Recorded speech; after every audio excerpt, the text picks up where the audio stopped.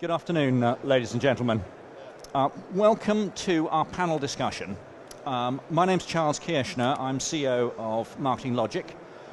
We operate in the MRM space, and our topic is technology and marketing, evolution or revolution.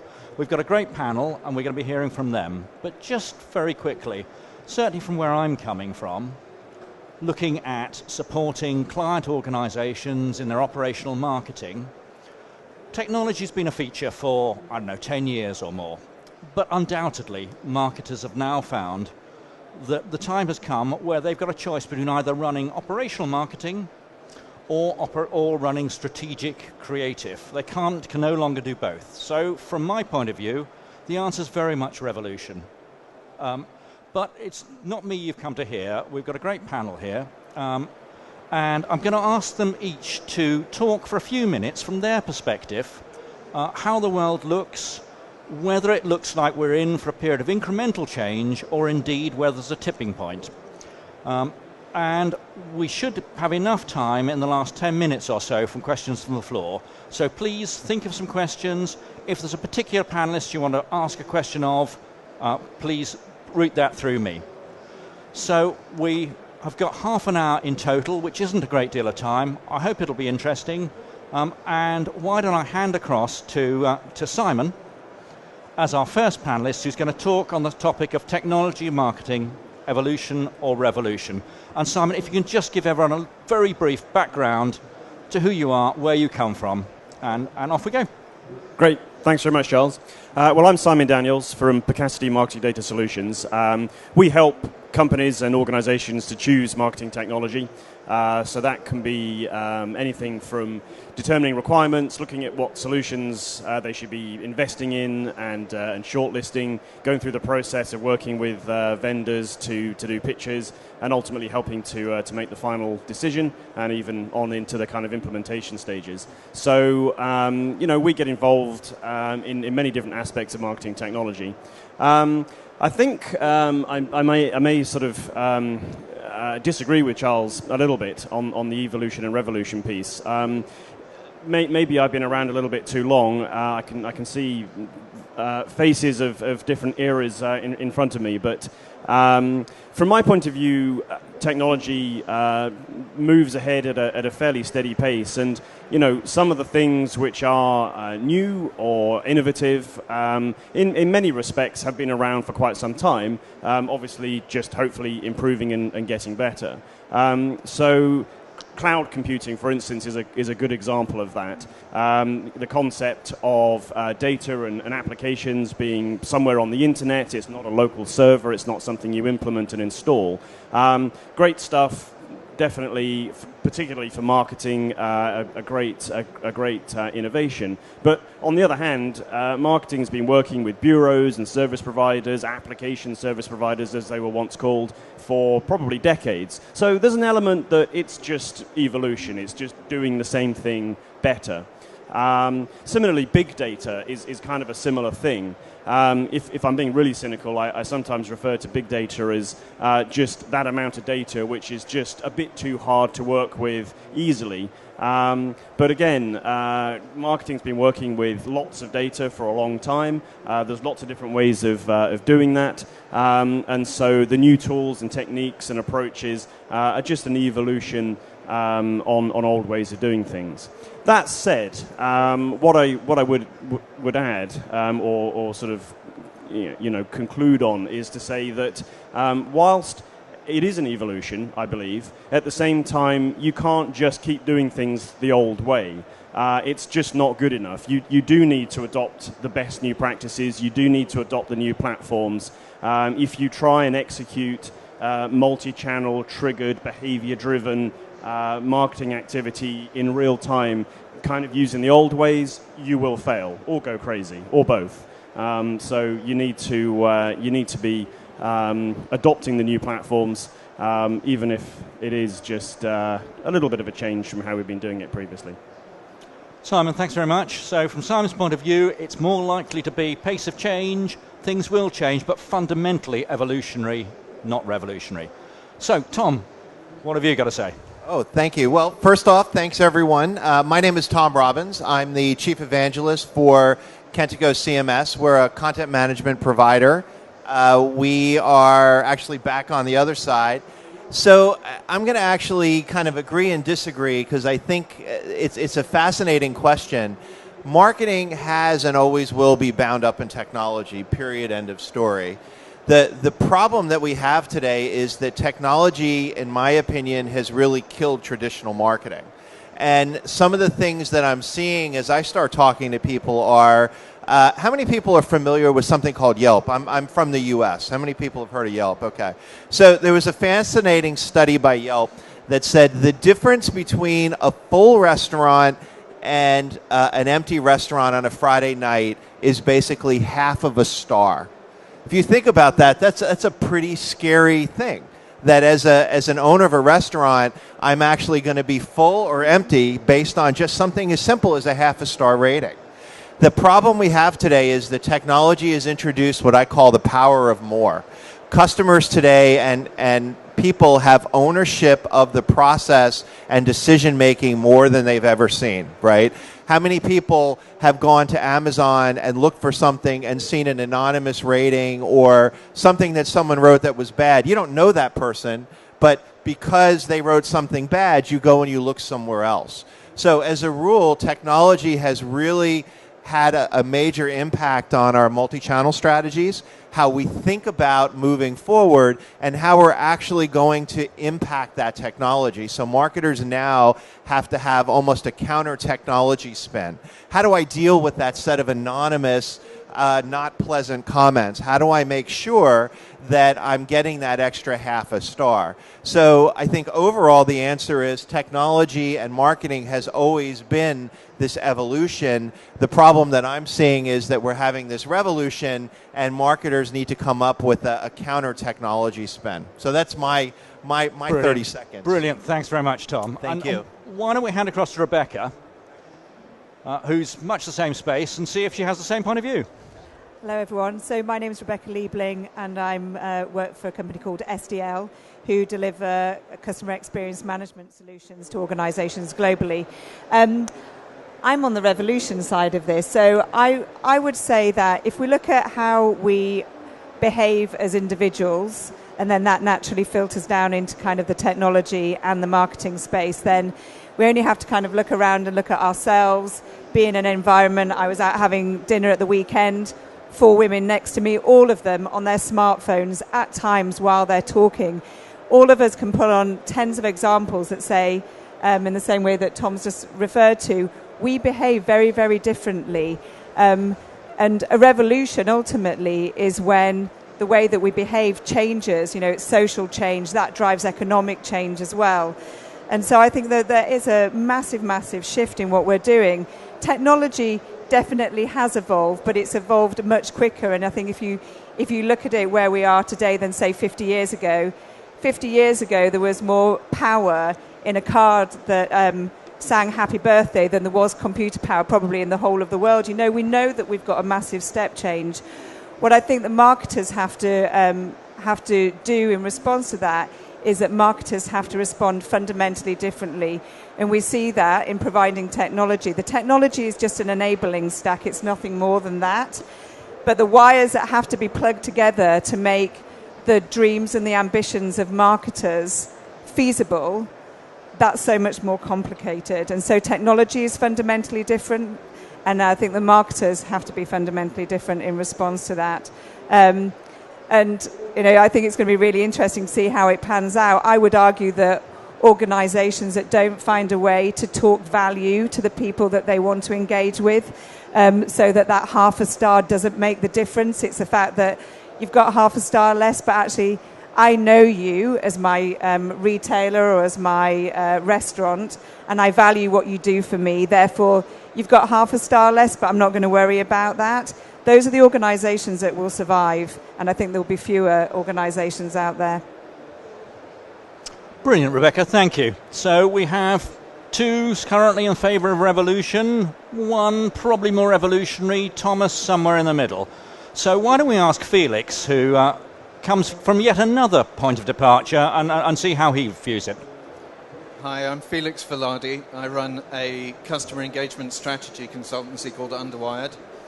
I'm actually completely not interested in technology, so I may be at the wrong show. My view about technology is that technology, as Rebecca said, is an enabler. Actually, I believe that we have to focus on what customers want, what's going through their minds, and how we can engage them through understanding their motivations and their need states. And if we can engage them through whatever technologies or whatever channels happen to be the latest ones, then we have half a chance of actually engaging them with our brands so that they become loyal and eventually become advocates. My view on this evolution or revolution is actually that I think that technology is just supporting the basic changes that are happening in globalizing social interaction. But I don't think social interaction has changed that much. I just think that we use different media to do it. We talk with our friends now on social networks. We talk with our friends using mobile devices instead of over a pint in the pub. But we still talk with our friends. We still have 5 people that we talk to every day that are our intimates. We have 12 other friends who are close friends that we recommend stuff to. We have another 50 people or 100 people that we socialize with and bump into at the same parties. And that hasn't changed. What's changed is technology companies' response to this by saying, if you use our technology, we can enable part of that conversation. I think as marketers, it's absolutely imperative that we focus on where the customer is, where the consumer is, and which technologies they may use along their journey in life, so that we can then pick the right technologies to serve those conversations and that customer engagement.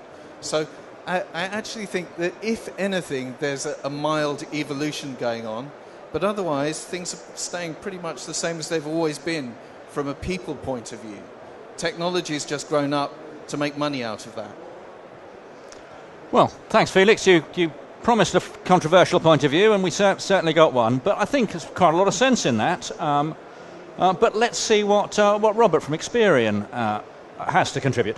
Thank you. So I sit very much, very firmly in the technology provider camp. So working for Experian, we provide insight, data and technology platforms for campaign management and campaign broadcasting.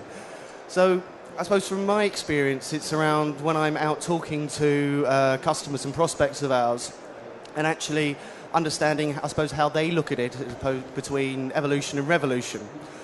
I suppose listening, it's very fortunate going last because you get to listen to everybody else's opinions and it helps you formulate yours as they're talking.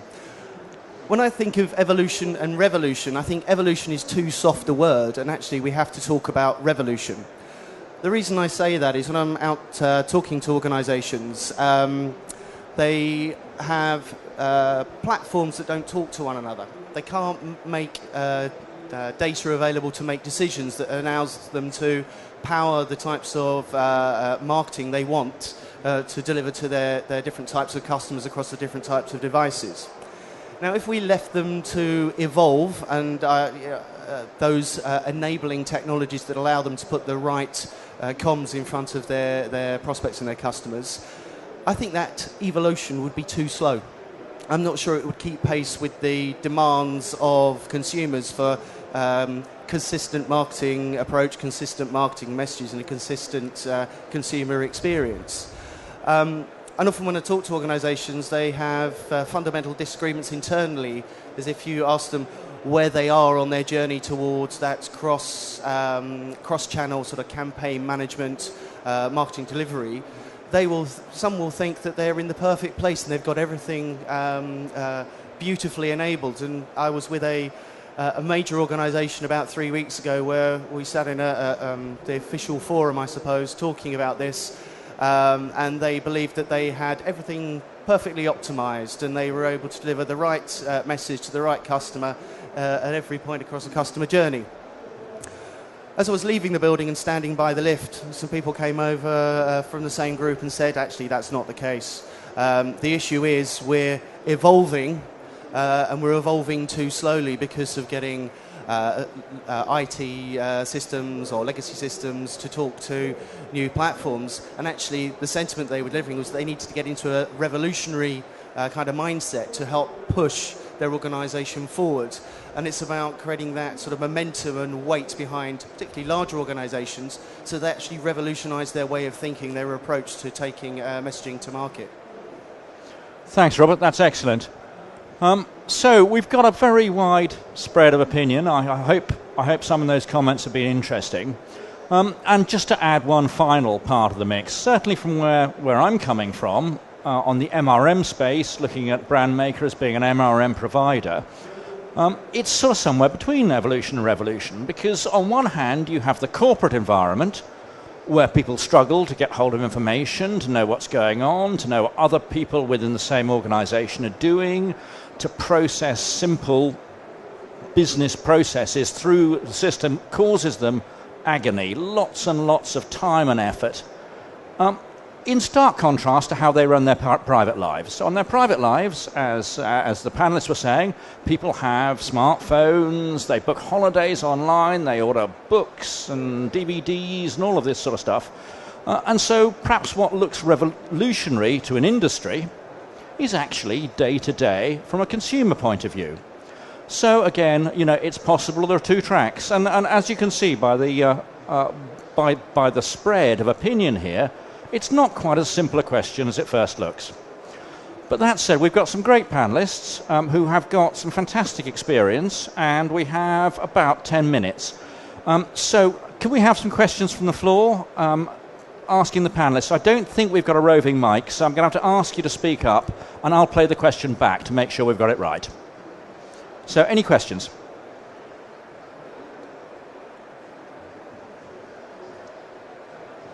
Yes.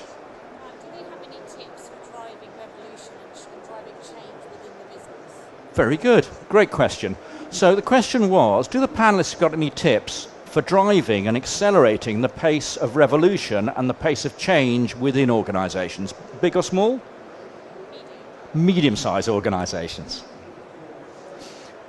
Who'd like to take that one first? Robert. So I suppose when I'm meeting with people, and so first of all it's about assessing where they are. Where they're on a scale, where they want to get to. Okay, so let's say it's about going on a journey, right? Understanding where you are, where you want to get to, and then starting to understand what the returns for you will be at each step in that process.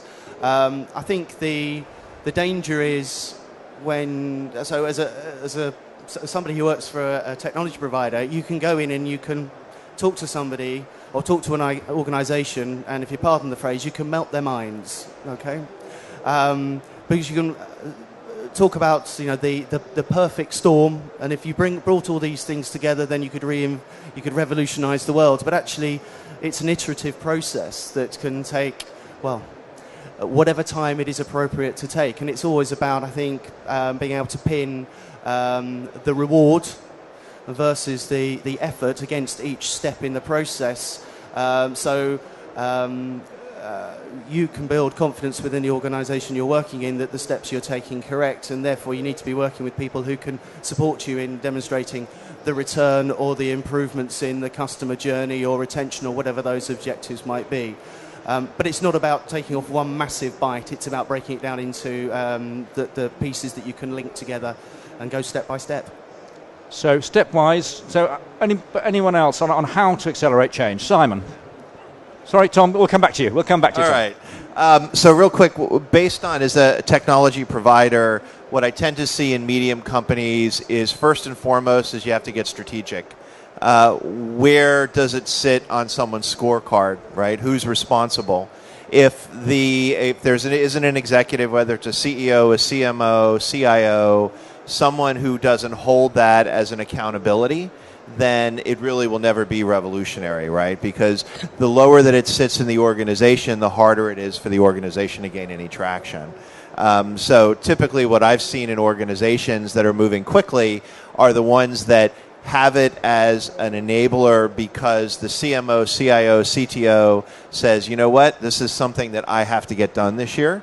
And it's not about budget, it's not about whatever, it's about that strategic goal. So that's the biggest that I've seen. Did you? So, Simon, we have break it down into steps, understand the sponsorship, and make sure that sponsorship is as powerful as it needs to be and it's someone's accountability. Simon, what's your point of view? Well, perhaps I can just start with a bit of a politician's answer and talk about something else, but I promise I'll cunningly bring it back to the question at the end. Just to pick up on some of the comments from sort of the opening remarks, if you like. I'm sticking with my evolution theory, but my theory of evolution. But I think in terms of marketing need to be doing things differently, perhaps to be a little bit controversial to what Rebecca was saying, I think in a sense we actually don't need to be doing things at all differently. We need to continue to be customer focused, to deliver the messages and ultimately the products and so on that customers want. What technology obviously is doing is letting us do that better, more efficiently, more effectively, and so on. But as Drayton Bird would say, there's no new tricks in kind of direct marketing. It's just doing it differently, and almost not unlearning some of those things. So in terms of how to sort of speed things up, if you like, again, if we can stretch the evolution kind of biological metaphor, there are periods of fast evolution and slow evolution, and so again, building on comments about being strategic, that I definitely agree with, but also looking at just the kind of the law of what's possible. So if maybe there isn't a big strategic buy-in or a senior buy-in, what can you do with the tools and capabilities that you have, or what is the next logical step? So if you've got a particular technology platform for email marketing or resource management, marketing resource management, can you get more out of it, or do you need to go on to the next level, the next sort of evolution of technology? So rather than thinking we've got to scrap everything and start again, what is the kind of the next thing that you could be doing? So I think it's kind of the law of what's possible to a certain extent. Excellent advice, Simon. Thank you. Felix, I think there are three steps in making transformative change in terms of marketing and the use of technology. The first is understand what it is that you want to say to your customers, and probably more important, what they want to hear from you. So if you can understand the customer journey and map that out, that's part one. Part two is understand what your capabilities are. So know what skills you have in-house, what technologies you've got in place, what suppliers you have in place, and map out their strengths and weaknesses and where the holes are. Because in order to deliver a customer journey, you'll need various different suppliers and skills to be able to do that. And third is then to prioritize business cases for each, because you'll have 20 different things that you could do to get people on a customer journey and to maximize the response or the results that you get from that in the commercial terms. Mapping out and understanding what the investment cost is and what the likely outcome is commercially for each of those 6 or 8 different options then tells you which customer journey segments or sequences to pursue, and that then tells you, if you've mapped out which technologies and skills you've got and which ones you haven't got, it then tells you which ones you need to invest in fast. So you need 3 steps. One is understand what you want to say to the customers and how you want to say it. 2 is what your capabilities are and what capabilities you may need in order to serve those customer journeys. And then 3 is what's the business case for each in terms of the commercial returns and which are the lowest hanging fruit. Because pick off the lowest hanging fruit, you'll make money, you'll use that money to be able to justify increased investment, and you'll be able to go down your list of investments. That actually is probably the fastest way for creating transformative marketing. It's technology agnostic. It's about where the customer is and what you want to say to the customer. Thanks, Felix. Wise words. Rebecca. There's very little that I would add on top of what Felix has said, because I think it's about all those really robust things.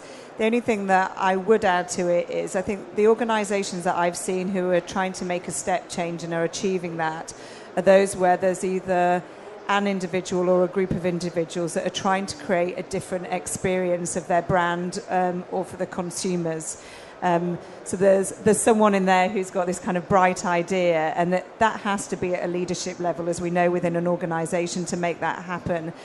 So I think if I was inside an organisation and I felt, just passionately that we should be doing something differently, and I wanted to try and invoke that change, I would do all the things that Felix has suggested, because that's kind of the solid stuff that will make it happen when people question it. But I would try and find someone or a group of people, and I think Tom referenced kind of, the CEO, CIO, CTO, CMO within organisations who you can maybe, if they're not thinking it already, take them away from what you're doing as a company and help them share your passion about what could be different for your brand and for your consumers, so that they've got that same feeling in their tummy and that they want to do it differently too. You see organisations like, someone like Paddy Power, for example, who they're always a bit out there, love them or hate them. Their above the line advertising can be quite kind of rude, but they want to do things differently. And they've made their mark on doing that. So if you talk to them, as everyone said, the technology, it's not about the technology, but it's about what they want to do differently as a company, and then they'll bring themselves together as an organisation. And my comment on kind of marketing being different, absolutely. The adages of what marketing is trying to achieve is absolutely still the same. But I think if people work in silos within organisations and fiefdoms, and I guess if marketing isn't thinking about their value and point of difference ultimately to the consumer, that's where I think marketers will fail. Marketers have really got an opportunity to step up their delivery and their prowess and their vision within the organisation. And for me, that's, if I probably didn't explain it very well earlier, but that's, for me, that's the thing that I think is an opportunity for us to do differently as marketers. Thanks, Rebecca. Excellent question. Thank you very much. We've got time for one more question if we're quick. Yes, please. Just about. Come on. So what are the new skills that go with this revolution that we should instill in our graduates most? Okay, so this question is about skills, and what new skills do organisations need to make sure their new joiners, their graduate population have, in order to take advantage of the changes, be they evolutionary or revolutionary, that we're all facing. And I'm afraid it's going to have to be a sentence each, I'm afraid, because we're running very short of time. Tom, you going to go first? Two lines, huh? Big data skills is what I'm going to go with as the first. Understanding large technology sets and being able to move those around. So, a technology understanding. Rebecca, why don't you go next, since you were last time? I would say that it's marketing practitioners who can think broader. So you can't have social media experts who just get social media in its own right and don't think about actually that's just a tactic, a delivery, a marketing mechanic within the whole picture. So a broad marketing overview, not just siloed skills, is what you're saying. Go on, Robert. I agree that it's a combination of those two things. I think you've got to have people who understand how data, how to use data, how to use it effectively, and can apply that across channel. Very good, thank you. Hire intelligent kids and let them get on with it. If they speak Chinese, fantastic. Okay, that's a new recruitment profile for everybody. Simon. Measurement. Yeah. Marketing needs to be much more measured in the sense of the outcome is measured, not that we're just less zany or whatever. And so anyone coming into the profession needs to really come at it with that mindset and the mindset of how do we measure the outcome of this activity, which isn't easy, and it's not to say that branding and communications and so on should stop, or even that you should stop doing things that are difficult to measure. But ultimately, marketing as a function over time has been allowed to get away far too much with not being able to justify itself, and that needs to change. Brilliant. Thank you. So the old adage, if you can't measure it, you can't manage it, is where Simon's coming from. I hope that was helpful. Very good question. Thank you very much. And we are out of time, I'm afraid. So thank you, everyone, for coming. Thanks especially to the panellists, some really good, provocative, wise and experienced contributions there. And once again, just in case anyone wondered, you can put a bunch of technological marketers together, but they'll probably never reach a conclusion, and we're no different. Thank you very much, everybody.